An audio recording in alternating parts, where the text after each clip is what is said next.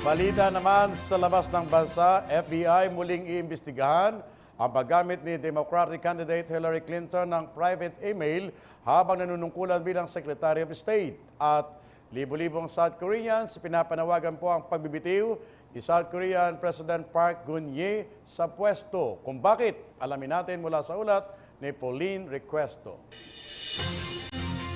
Muling bubuksan ng Federal Bureau of Investigation ang pagsisiyasat sa paggamit ni Democratic Presidential Candidate Hillary Clinton ng kanyang private email noong nanunungkulan pa lamang siya bilang Secretary of State. Ayon sa FBI, may nakuha silang mga panibagong email ni Clinton na naglalaman ng classified information.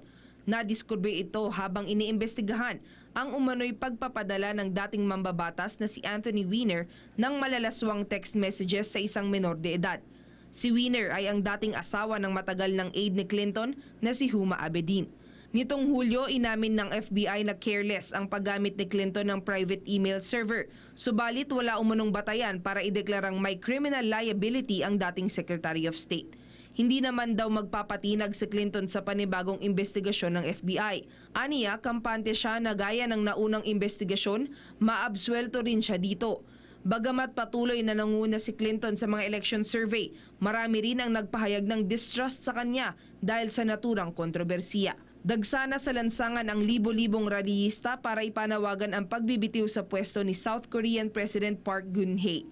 Nahaharap ngayon si Park sa kontrobersiya matapos umano nitong ilabas ang ilang state documents sa isang kaibigan na si Choi Soon-sil. Si Choi ay napag-alamang hindi isang public official.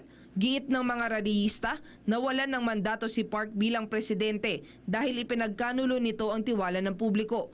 Nais din ng mga reliyista na sampahan ng kasong kriminal ang dalawang katiwala ni Park na nagbigay kay Choi ng access sa government documents. Sa ngayon, iniimbestigahan ng mga otoridad ang dalawang katiwala ni Park na di umano'y sangkot sa pagbibigay ng mga draft speech ng Pangulo. Humingi na ng paumanhin ng opisyal hinggil sa kontrobersiya, subalit nanindigan itong pawang mga speech lamang niya noong unang buwan ng kanyang termino ang kanyang ipinasilip kay Choi. Para sa PTV News, Pauline Requesto.